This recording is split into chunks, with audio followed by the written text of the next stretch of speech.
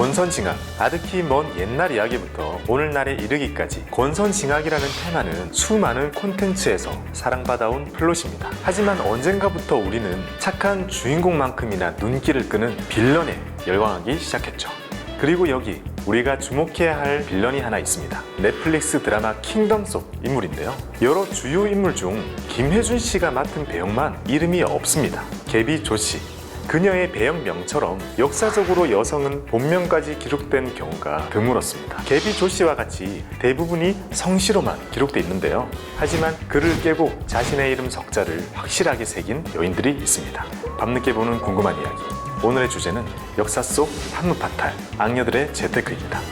그동안 미디어는 악녀를 어떻게 표현했을까요? 보통 온갖 악행을 저지르다가 마지막에는 비극적인 최후를 맞죠. 물론 요즘엔 역사 속 악녀들에게도 재평가가 이루어지기도 합니다. 옛날에는 악역은 결국 벌을 받고 주인공은 해피엔딩을 맞이했다가 주류였다면 요즘에는 쟤도 사연이 있는 애였어 가 됐다는 거죠. 어쨌든 우리는 악녀들에게서 한 가지 공통점을 발견할 수 있어요. 하나같이 다 부자라는 거예요. 얼마나 부자인지는 저마다 다르지만 어쨌든 주인공보다는 돈이 많은 걸로 나와요. 결국 악행으로 권력을 잡고 부를 축적했을 거니까요. 그렇다면 여기서 한 가지 궁금증이 생깁니다. 그래서 그녀들은 어떻게 돈을 모은 걸까요? 우리나라 역사 속 악녀들이라고 하면 떠오르는 인물들이 있죠. 연산군의 후궁이었던 장록수, 중종 때 인물인 정난정 등 오늘은 그녀들에 대해 이야기해보려고 합니다. 먼저 장록수에 대해 살펴보면요. 워낙 유명한 인물이라 대충은 다들 아실 거예요.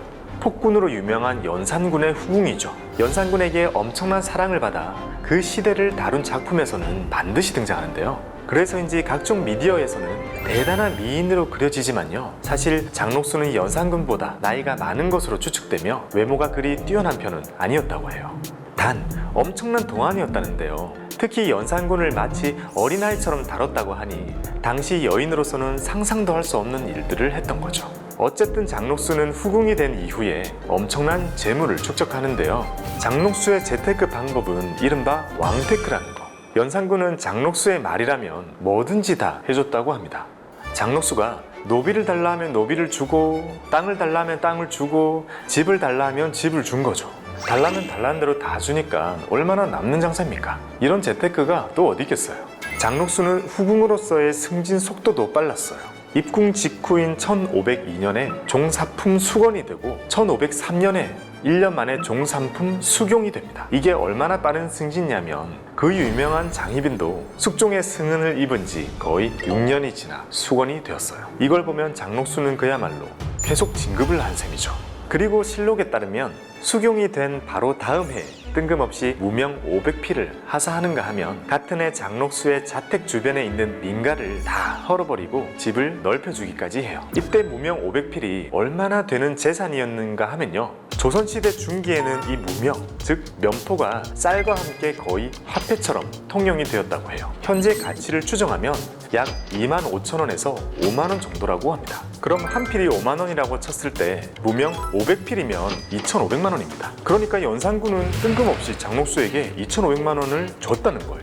게다가 본가 주변의 집을 다 헐어버렸다는 건 한두 집을 헐어버린 게 아닐 텐데 지금 서울 집값을 생각해보면 상상도 못할 돈이 들어갔겠죠. 이렇다 보니 장록수를 모시는 아랫사람들도 몹시 방자했다고 하는데요. 이병정이라는 인물은 장록수의 하인에게 모욕을 당해서 다툼이 벌어졌는데도 오히려 사제를 털어 뇌물을 바치고 나서야 목숨을 건졌다고 해요. 이렇게 왕테크로 부와 권력을 누리던 장록수도 결국 중종 반정으로 연산군과 함께 몰락하게 됐죠. 백성들이 그녀에게 던진 돌이 무더기를 잃어 무덤을 대신하는 미래가 올 줄은 예상하지 못했나 보네요.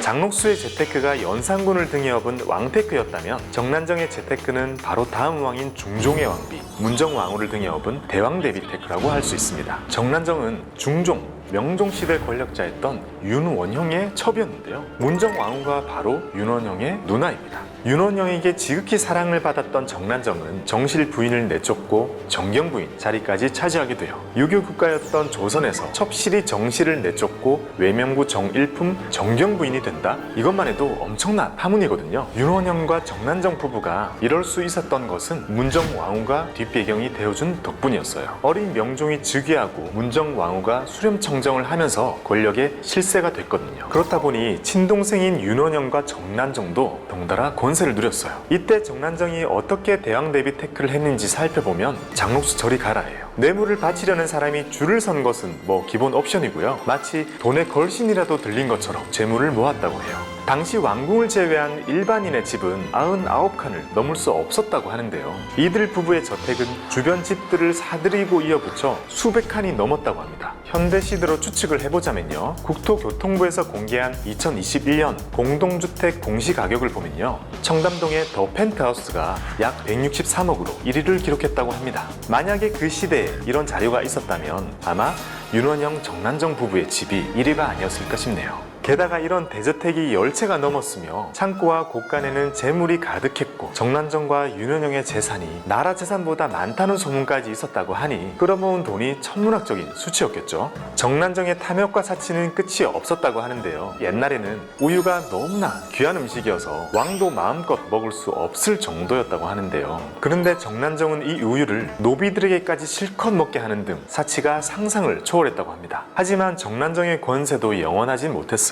연산군의 죽음과 함께 장록수가 몰락했듯이 문정왕후가 죽고 그녀도 권력을 잃고 나락으로 떨어져서 결국 자살로 생을 마감하게 됩니다. 왕과 대비마마를 등에 업고 권력을 휘둘렀던 장록수와 정난정, 이보다 더한 사람이 있겠냐마는 대륙으로 눈을 돌리면 스케일부터 남다른 재테크 클래스를 보여주는 인물이 있습니다. 바로 청나라 말기 사람인 서태후입니다. 서태후는 청의 9대 황제 한풍제의 후궁이자 10대 황제 동치제의 어머니인데요. 서태후는 자신의 권력을 지키기 위해 허수아비 황제를 세우고 그를 쥐락펴락하는 그야말로 황제 테크로 부귀영화를 누렸어요. 남편인 한풍제가 죽고 아들 동치제가 6살의 나이로 즉위하면서 권력을 잡았거든요. 그리고 아들인 동치제가 20살도 되기 전에 요절하고 여동생의 아이를 황제로 즉위시키는데요. 이때 황제의 나이가 4~5살에 불과했다고 합니다. 어린 황제 대신 섭정이 된 서태후는 사치가 극 오브 극에 달했는데요. 그녀의 의식주를 한번 살펴보면요. 청나라 초중기를 배경으로 한 사극들을 보면 여성 출연자들이 화려한 의상과 호사스러운 장신구를 한 모습이 자주 등장합니다. 사실 이런 화려한 패션은 청나라 말기에 서태후가 주로 하고 다니던 패션이라고 하네요. 뿐만 아니라 서태후는 진귀한 음식에 관심도 많았고 식탐도 대단했는데 한 끼에 먹는 음식 가짓수가 120여 가지가 넘었다고 합니다. 한 끼 식사에 들어가는 비용이 당시 청나라 농민의 1년치 끼니에 해당하는 수준이었다고 하니 얼마나 호화스러운 식사를 했는지 알 수 있죠. 하지만 서태후가 부린 사치의 끝은 바로 이화원이에요.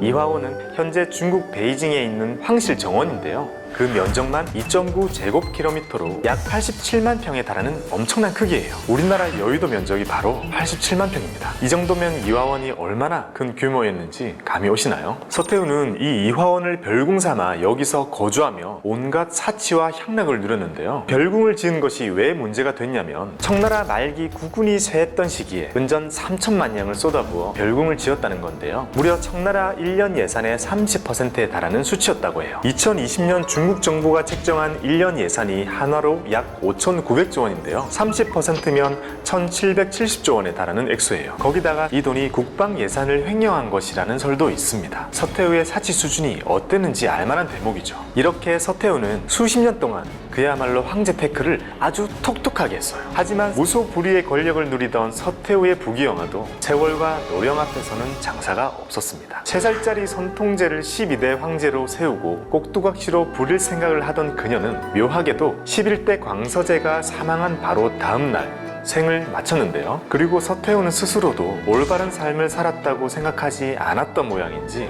아이러니한 유언과 함께 눈을 감았습니다. 서 있으면 앉고 싶고 앉으면 눕고 싶고 누우면 자고 싶고 인간의 욕망이란 끝이 없다고들 말합니다. 그러나 과유불급이라는 말처럼 그것이 지나치면 부족한 것보다 못한 법입니다. 악녀라고 불리는 그들도 어쩌면 더 나은 삶을 살기 위해 발버둥치다가 자신의 욕망에 잡아먹혀버린 인간 군상 중 하나가 아니었을까요? 지금까지 이야기스트 박곰이었습니다. 오늘의 이야기가 즐거우셨다면 잠들기 전에 구독과 좋아요 그리고 알림 설정 부탁드립니다.